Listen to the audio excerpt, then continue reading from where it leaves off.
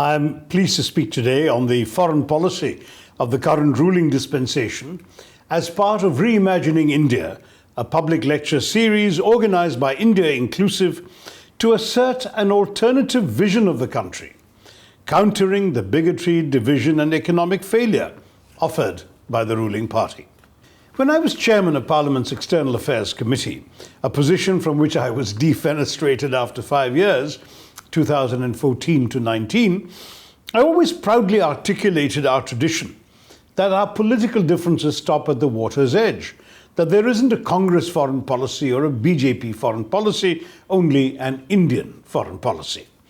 Though the BJP undermined the principle by abandoning the permanent convention under which the committee was always chaired by a member of parliament from the opposition, deciding to replace me with a BJP MP, I still hold to this conviction, even though there are aspects of the Modi government's foreign policy in the last 7 years that are not easy for many to swallow as India's rather than his. And the BJP's foreign policy report card has largely been a tale of much activity and few results. Like most Indians, I acknowledge the energy Narendra Modi has brought to his foreign travels, which stands now at over 100 trips in the last 7 years to at least 60 countries. Even if it means that his office still owes an outstanding amount of almost 460 crore rupees to the debt-ridden national carrier Air India as on the 2nd of December 2019. Mr. Modi's desire to introduce himself to the world was entirely understandable after many years of international ostracism, where the only country willing to grant him a visa seemed to be China. He can be forgiven for overcompensating somewhat. The Asia Times calculated that Prime Minister Modi was out of his office every third day in his first 4 years in power, spending 477 out of 1,491 days up till Tuesday, 26 June 2018, in his term as Prime Minister, visiting other countries as well as various Indian states. This is equivalent to a year and 3 months out of his first 4 years as Prime Minister. The 5th year, of course, was dominated by his re-election campaign, and the 6th and 7th by the COVID-19 pandemic, both of which severely limited his voyages. So the first 4 years were more representative of his travel preferences. Ironically, Prime Minister Modi's favorite destination was China, which he has visited 7 times, but the United States and Germany came close with 5 trips each. His tireless energy is admirable, but measurable results are few and far between. It would have been another matter if his extensive travels, the most by any Indian Prime Minister in history, had actually done the country much good. Our relationship with Pakistan is rocky. China is pushing us around and has taken the lives of Indian Jawans. Ties with the US are at a low ebb. Nepal mistrusts us and is moving towards China. Maldives refused new visas to Indians for 3 years, and so on. The abandon with which Mr. Modi hugged world leaders has clearly not borne much fruit. While it's fair to depict the Prime Minister as an energetic salesman abroad for the government of India, his travels came at the expense of domestic priorities, where in an over-centralized government, key decisions and appointments were kept pending because of the Prime Minister's unavailability. And as India itself underperformed, the credibility of the star salesman himself increasingly came under question. After all, how long can a salesman impress by the sheer force of oratory and cleverly designed international spectacles if the package he is selling is empty? Modi has also proved unable to keep his domestic political interests out of his foreign policy. In countries with a substantial Indian population, including the US, UK and Australia, but also the UAE, Philippines, Kenya, Singapore and Israel, he had special events arranged for him to address the resident Indian community, often in large stadiums like the New York's Madison Square Garden or a football stadium in Houston, and in London, Wembley. These events were designed to promote the greater glory of Narendra Modi and to denigrate India's achievements before he came to power. On more than one occasion, he claimed Indians had been ashamed of their passports till his assumption of office. This is scarcely a line calculated to enhance the country's image abroad, even if it served narrow political objectives back home. and reportedly enhance the BJP's coffers through generous donations from partisan attendees and other well-heeled expatriates. Moreover, worryingly, his visits inevitably sparked a justifiable fear among many observers that the headlines and speeches surrounding his visits were merely feel-good bromides that masked growing troubles elsewhere and the serious lack of a cohesive foreign policy blueprint for the country. This is, of course, leaving aside the fact that the Achhe Din that were promised to the people of India remain completely out of sight, and the phrase has now silently been supplanted by the equally vapid New India, an anachronism of dubious substantive content. Lofty foreign policy pronouncements have helped divert attention from domestic concerns and preserve the image of Modi's India to a large extent at home. I'm always amazed by the number of my fellow citizens who genuinely believe India's stature has gone up on his watch. But even here, a feeling of being let down has been mounting for some time. Even the most fervent sympathizers of the Prime Minister are now beginning to tire of the photo ops and the breaking news stories of Mr. Modi's tireless travels abroad, seemingly with little connection to the needs of the Aam Aadmi at home. And the divisive domestic policies of the government, notably the Discriminatory Citizenship Amendment Act aimed at Muslims, which sparked nationwide protests till the COVID-related lockdown shut them down, have seriously undermined India's credibility. The government keeps insisting, for the first time, Indians can hold their heads high in the world. The breathtaking falsity of this assertion testifies to the powerful impact of BJP propaganda, assiduously spread through social media outlets like WhatsApp, where repetition alone is enough to secure conviction. But the truth is exactly the opposite. India's stature in the world has never been lower. It gives me no joy to say this. Even as an opposition MP, I would like my country to be held in high regard globally, as a thriving democracy and an example to the world of how to manage diversity in a free and open society. Instead, I know that for some time now, the world has been troubled by an India that is seen as increasingly bigoted and intolerant, one that is willfully driving sectarian wedges between its people and being overtaken by an intolerant majoritarianism that has no appeal to the world outside. Every major newspaper abroad, whether on the right, like the Wall Street Journal or the Financial Times, or the left, like the Guardian or the Washington Post, has published critical editorials about India in recent months, and the drumbeat of daily reporting, as well as the op-ed columns, is relentlessly negative. But the blinkered Bhakt sees none of this. At home, even neutral figures known for their habitual reticence on political matters have expressed alarm. Former Foreign Secretary and NSA Shiv Shankar Menon said last year that the government's amendment to the Citizenship Act was a self-inflicted goal that has isolated India and resulted in the country being hyphenated with Pakistan as an intolerant state.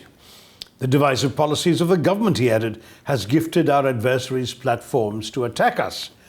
The global perception of India has changed. We have no international support, apart from a section of the Indian diaspora and some extreme right members of the European Parliament. And the list of critical voices in the international community is also pretty long, unquote. Referring to the Bangladesh Home Minister's comment on India's recent troubles, let them fight amongst themselves, the Home Minister was reported as saying. Menon added, if this is how our friends feel, think of how happy this will make our adversaries. Several world leaders, including French President Emmanuel Macron, German Chancellor Angela Merkel, the visiting Norwegian King, and chiefs of UN bodies on human rights and refugees, have been critical of the government's moves.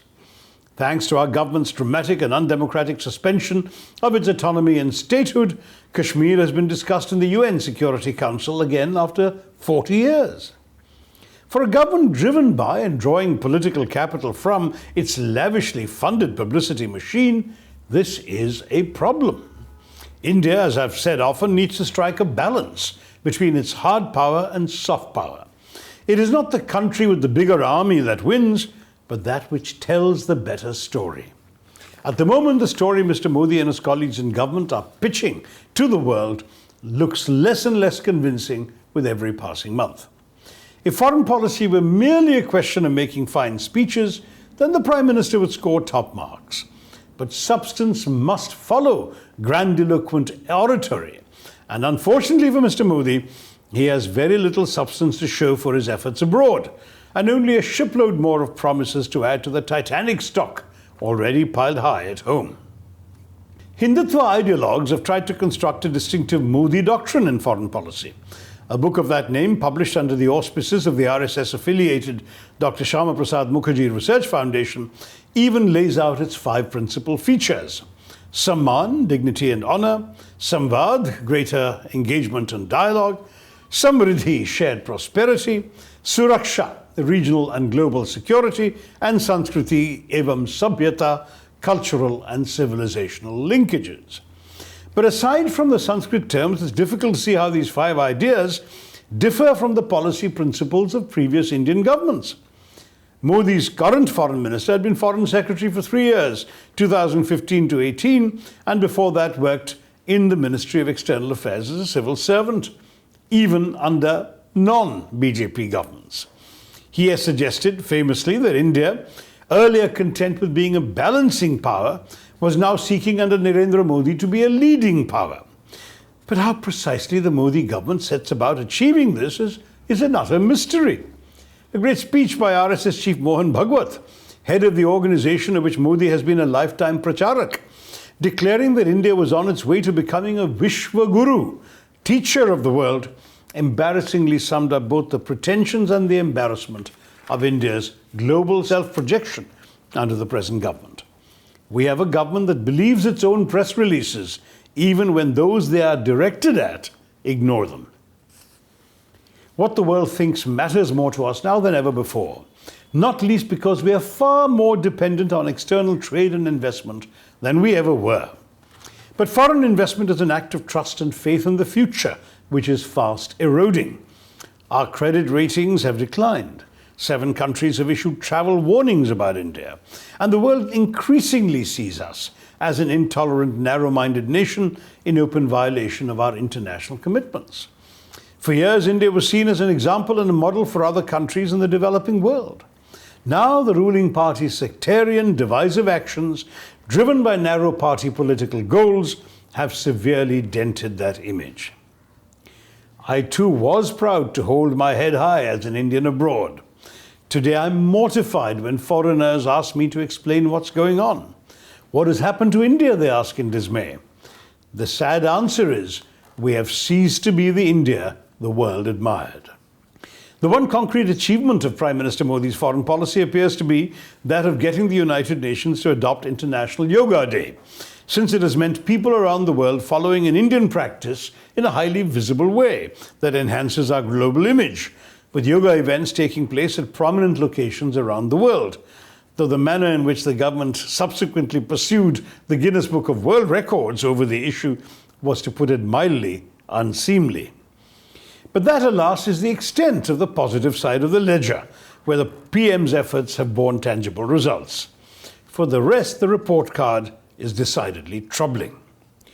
India's foreign policy appears to many observers to be created impromptu, on the hoof as it were, in the course of the Prime Minister's peripatetic travels. Key discussions, which should have taken place in the preparation of these visits, seem to follow the Prime Minister's pronouncements, rather than to precede and justify them. The announcements, usually of investments to come, have largely failed to materialize, shades of vibrant Gujarat.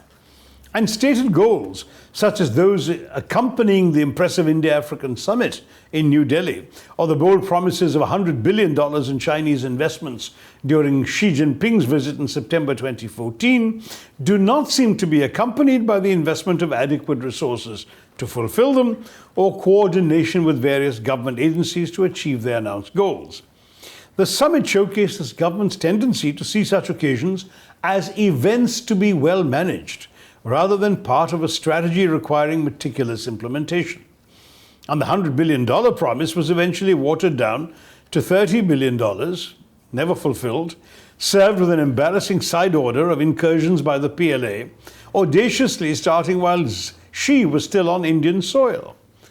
Very little of that Chinese money has actually arrived in India, And now, after the tragedy in Galwan last summer, even what was coming has been halted.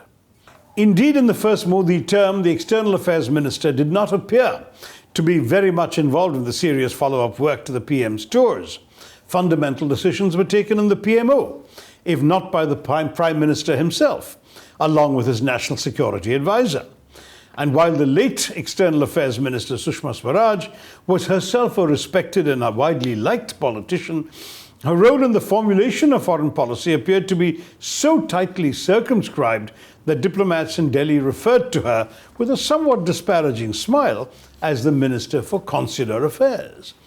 Her time was spent largely on Twitter, replying to voters' complaints about her ministry services, helping Indians who'd lost their passports abroad and Pakistanis needing heart surgery in India, not to mention the largely pointless effort to splurge taxpayers' money to secure Hindi as an official language at the UN. Meanwhile, the ministry had to swallow the embarrassment of seeing yoga and Indian culture acharyas, well versed in Sanskrit, yoga and the Hindu scriptures, appointed with diplomatic status at Indian embassies to promote Hindu culture abroad, even as its core diplomatic staff languishes at levels comparable to New Zealand and Singapore, countries of considerably smaller population and modest global aspiration. The gap between the aspirations Mr. Modi loves to speak of and the capacity of the Ministry of External Affairs to fulfill them has never been more glaring. Where has Mr. Modi's India been found wanting in the process? The red ink on the Prime Minister's report card begins with the neighbourhood, which is where any government must act with the greatest caution and sensitivity to balance our national interests with regional circumstances beyond our control. Since Mr. Modi's swearing in, which was a pageant of sorts that saw the premiers of Pakistan, Nepal, Sri Lanka and Afghanistan in attendance, and which was lauded as the grand inauguration of a new chapter in our international relations, India's ties with Pakistan have witnessed more ups and downs than a child's yo-yo. The Prime Minister, a man who systematically obstructed the UPA government's peacemaking efforts with Pakistan and whose campaign speeches thrived on demonizing that country, had excoriated the Congress for serving chicken biryani to a Pakistani visitor. Now he was exchanging shawls and saris with his Islamabad counterpart, along with sentimental letters to each other's mothers. I mischievously tweeted my hope that chicken biryani would be on the Prime Minister's dinner menu for his Pakistani guest. I believe it wasn't. But by inviting Nawaz Sharif to Delhi when he took office in 2014, Mr. Modi was believed to have turned a historic page and opened a new era of bilateral relations. But less than 2 months had passed before both countries were exchanging artillery fire across the still sensitive border. Talks between our respective foreign secretaries were called off when the Pakistanis proposed meeting Indian Kashmiri separatist leaders on their proposed visit, something our visitors had always done and to which earlier governments had responded with confident official indifference. In November of the same year, at the SAARC summit in Nepal, Mr. Modi pointedly stared at a brochure to ignore his Pakistani counterpart as he walked past, although it was later revealed that the two leaders had met privately in a hotel suite belonging to an Indian businessman. The pattern repeated itself in December 2015, when Mr. Modi made an impromptu visit to Lahore to attend a celebration at Mr. Sharif's home. A week later, relations turned frosty again after 7 Indians were killed by Pakistani militants at the Pathankot Air Force Base, later followed by an equally condemnable attack on the Indian Army at Uri in September 2016 and at Negrota the month after. In retribution, the Indian Army conducted a series of surgical strikes, lightning precision attacks on terrorist camps operating out of Pakistani soil. While the nation rightfully applauded the swift response of our armed forces, the present government appeared to be more preoccupied with spinning the strike as the first of its kind, a testament to the supposed iron mind of their Prime Minister. This was blatantly untrue. It's now well known that similar strikes have been ordered in the past but never publicized. Then came, on the eve of the 2019 general elections, a terrorist attack in Pulwama, Kashmir, to which India retaliated with a bombing of Balakot in Pakistan, which was described as having eliminated a terrorist training camp though much of the international media echoed Pakistan's contention that only a few trees on a deserted hillside were hit. Worse, the entire approach reflects the lack of a cohesive policy framework when it comes to negotiating the relationship with our most turbulent neighbour. Indo-Pakistan relations, in other words, have swung back and forth, as though they're determined more by the unpredictable moods of our leadership than on a coherent foreign policy and vision for peace, let alone a practical roadmap. One day the government declares its red lines and twice calls off talks with Pakistan because its representatives met with the Kashmiri separatist Hurriyat. The next day the red lines don't matter. One day the ruling party avers that talks and terror don't go together and that Pakistan cannot be rewarded with a visit till it makes progress on punishing the perpetrators of 26/11. The next day, the PM is winging impulsively to Lahore, sending India's surprised High Commissioner scurrying to the airport without enough time to receive his boss. This is foreign policy by whim, not by design. So too with Nepal, where India's de facto blockade choked Nepal's economy, cut off its oil supplies, created genuine hardship and provoked a groundswell of hostility among ordinary Nepalis. This and the behavior that accompanied the episode was a blunder of such Himalayan proportions that the only country on earth whose relationship with us has been fraternal enough for us to maintain open borders with it now shows every sign of turning towards China instead.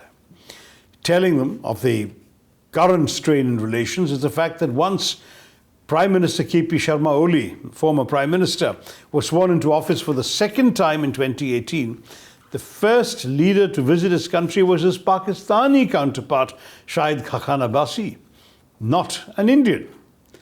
Then an unseemly border dispute inflamed tensions further in 2020.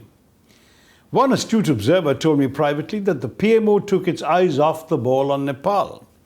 But when decision-making has been so centralized in the Modi regime that every ministry has to send its important files to the PMO for clearance, how many balls can Mr. Modi and his beleaguered minions keep their eyes on? I'll be surprised that their eyes went off this particular ball. India's mess in Nepal adds to the growing sense of disquiet among students of Indian foreign policy about the Modi government's management of relations on the subcontinent. A combination of arrogance and ineptitude is all too often visible, where subtlety and proactive diplomacy could have delivered the desired results. A raid into Myanmar in hot pursuit of terrorist sanctuaries had 6 precedents under the UPA, but each had been shrouded in a discreet silence. The Modi government chose to announce their one raid with such bellicose rhetoric that it embarrassed Myanmar, the violation of whose sovereignty New Delhi was trumpeting. Relations with our neighbours, Pakistan, Nepal, and until a recent change of government, the Maldives, were worse than they'd ever been. The Modi government's fecklessness had caused negative consequences for private Indian interests too. The Maldives not only cancelled projects involving Indian companies, but turned away Indian applications for employment visas, leading resorts to advertise posts open to any nationalities but Indians need not apply, unquote. Meanwhile, China was signing contracts previously offered to Indians, and Chinese and Pakistani warships were calling on Maldivian ports. Good relations have now been restored with the change of government, but that they ever plunged to such depths remains a matter of serious concern. On the wider global stage, the list of failures is dizzyingly high. The US, for all of PM Modi's visits, has been playing fast and loose with the so-called 2+2, where the foreign and defense ministers of both countries meet.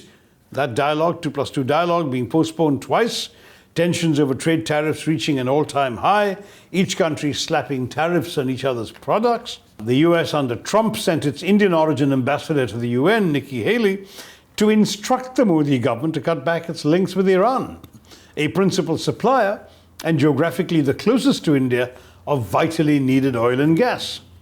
As India cut back, China stepped into the breach with Iran, jeopardizing its geopolitical interests on Pakistan's western flank. At the same time, the Modi government's unctuous scurrying of favor with the US has led to a precipitous decline in relations with Russia, with the much-touted joint fifth-generation aircraft project being abandoned. Even on the recent Afghanistan crisis, Russia has adopted a neutral stand rather than a sympathetic one towards India. within the US itself, the bipartisan consensus on strong India-US relations that used to exist for the last 25 years, irrespective of which governments were in power in Delhi or Washington, has been broken. All the significant Democratic presidential candidates in the 2020 elections spoke out about their concerns, while the Howdy Modi administration is closely identified, or was closely identified with President Trump. Ab ki baar Trump Sarkar, in our PM's words. Hearings have been held in the US Congress. Negative language on Kashmir has been inserted into the annual Foreign Appropriations Act for 2020, and a resolution critical of India even gained co-sponsors. The picture is not much better elsewhere. European relations are adrift, and Britain remains bemused by its dealing with our Prime Minister. Despite a few announcements of aid and trade made during Mr. Modi's visit to Africa for the BRICS summit in July 2018, our engagement with that continent has proved to be a sorry tale of high-level neglect. China's is a particularly disappointing story. Indeed, the most glaring embarrassment in our recent foreign policy has been the way Modi's government has handled India's relationship with China, starting with the fiasco I've already mentioned of President Xi's overhyped visit in 2014, and culminating in the complete mismanagement of the military standoff between the two countries in Doklam, which the government claimed had been resolved in a triumph for Indian diplomacy in August 2017. The PR exercise that Modi Inc. managed to spin from that event was undone a few months later, when consistent reports and publicly available satellite imagery all pointed to the fact that the Chinese were consolidating their presence on the Himalayan plateau that directly overlooks India's strategic Siliguri corridor, and have been doing so for some time. Worse, the ongoing Chinese encroachments across the line of actual control in a number of locations, and the deaths of 20 Indian Jawans in a clash in the Galwan Valley in June 2020, showed how much India had failed to safeguard its own interests in the bilateral relationship. But the inconsistency in this government's foreign policy style and narrative is not new. In the lead-up to and during his election campaign in 2014, Narendra Modi and the BJP had consistently berated the government of India for being unable to do anything about frequent Chinese incursions across the disputed frontier. 2 years later, the same Mr. Modi not only embarked on a stream of effusive meetings with both the Chinese president, with whom he shared much publicized bonhomie in several occasions, meeting him 18 times in the last 6 years, but also invited China to help modernize the Indian railways and removed government restrictions on Chinese investment in sensitive sectors like ports and telecoms. As to the border incursions, the BJP government echoed the very line it had denounced when the when the Congress government uttered it, that since the two countries have differing perceptions of where the border lies, each patrols in areas the other considers to be theirs. What was excoriated by Mr. Modi as pusillanimity and appeasement in the Congress have now overnight become wisdom and statesmanship in the BJP. Meanwhile, of course, China has shown no inclination to make progress on the intractable border dispute between the two countries. It has extended overt protection to Pakistan after the Modi government's belligerent PR offensive on the strategic strikes. It has displaced India in many of our neighboring countries, notably Sri Lanka. It has thwarted an Indian deal to set up a naval base in the Seychelles. And through the China-Pakistan Economic Corridor, a $90 billion project, it has outflanked India by creating a strategic transportation link between the Pakistani port of Gwadar, which China to all intents and purposes controls and runs, to its own western provinces, partly through territory that India claims. And now with its talking to the Taliban government in Afghanistan, where it's hoping to explore minerals and integrate Afghanistan, Pakistan and its own CPEC into a broader axis, I must say India has much to worry about. While the Modi government desperately tries to cover up its shortcomings by claiming nothing has gone wrong, the Prime Minister even said no territory has been taken, China's action suggests an intention to undertake minor military incursions in order to inflict small-scale military setbacks on India, take a few square kilometers of territory for local tactical purposes, and then declare peace. Mutual disengagements will be announced, Both sides will claim the crisis is over, but it will end with the Chinese in a better position on the ground than before it began. With several such episodes a year, none of which usually get out of hand, China will consolidate the LAC where it wants it, so that an eventual border settlement that takes these new realities into account will be in its favor. That is the long-term plan. Beijing keeps saying the border should be left to future generations to settle, knowing full well that each passing year increases China's relative economic, military, and geopolitical strength vis-à-vis India. In the meantime, border incidents keep the Indians off balance and demonstrate to the world that India is not capable of challenging China, let alone offering security to other nations. It is difficult not to see China policy as anything but a major failure of the Modi government. There have, of course, been some foreign policy successes, but these have almost entirely been in areas where Mr. Modi and his party chose to follow the path already laid by successive previous governments without upsetting the delicate balance upon which these relationships rested. One of the Prime Minister's greatest achievements is that he has reversed the BJP's formal opposition in Parliament to the Indo-US nuclear deal and to the seminal land boundary agreement with Bangladesh, both of which were UPA initiatives and both of which were wise policy reversals by the NDA government of positions the BJP had taken while in opposition. In a continuation of UPA policy and as a reflection of the country's image as a responsible nuclear power, India was subsequently admitted to 3 global nuclear missile technology groupings.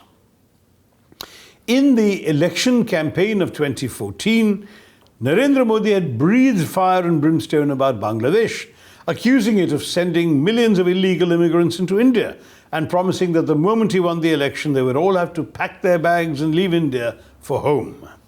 Bangladeshi officials had publicly and privately expressed their disquiet that any attempt to do this could be deeply destabilizing for their politically fragile state. Within weeks of his victory, however, Modi's foreign minister was all smiles on her official visit abroad. Her first official visit happened to be to Bangladesh. Illegal immigration wasn't even mentioned in Dhaka. The land boundary agreement with Bangladesh, concluded by Prime Minister Manmohan Singh, which Indian diplomats had considered vital to removing bilateral irritants, had never been implemented because UPA couldn't win BJP's support in Parliament to ratify the territorial swaps required. But now the Modi government became the biggest votary of the land boundary agreement, and the opposition cooperated fully in ratifying it. But as we all know, the BJP government in Assam has unwisely reopened the issue of deportations. Disquiet has been mounting in our friendly neighbor as the National Register of Citizens issue in Assam identified individuals to be foreigners who are potentially deportees. There is, however, no deportation agreement in place between India and Bangladesh. The heated debates over the Citizenship Amendment Bill, including the Indian Home Minister's description of Bangladeshis as termites, has further vitiated the atmosphere, leading to an unprecedented situation in which the Indian High Commissioner was unable to call on the Bangladeshi president for months, despite repeated unsuccessful attempts. The BJP had also been virulently critical of the Indo-US nuclear deal, Manmohan Singh's signature foreign policy triumph. They had even supported a no-confidence motion against the UPA government on that issue.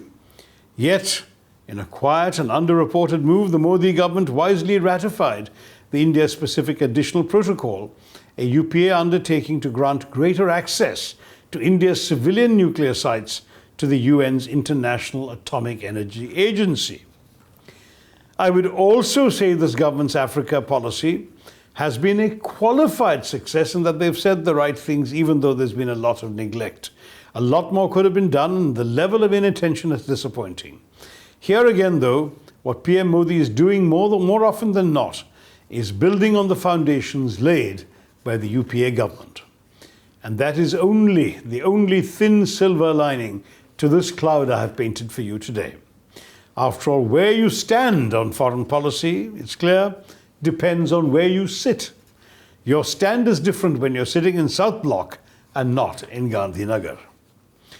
The cerebral American politician, New York Governor Mario Cuomo, once memorably observed that you campaign in poetry, but you govern in prose.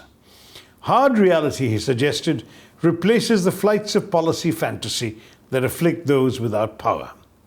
The video clips of Narendra Modi, the opposition leader, berating the UPA government's foreign policies have come to haunt Narendra Modi, the Prime Minister. While his old poetry was savagely acerbic, the nation has discovered that, on the subject of foreign policy, his prose has dried up. Thank you for listening to me. Jai Hind.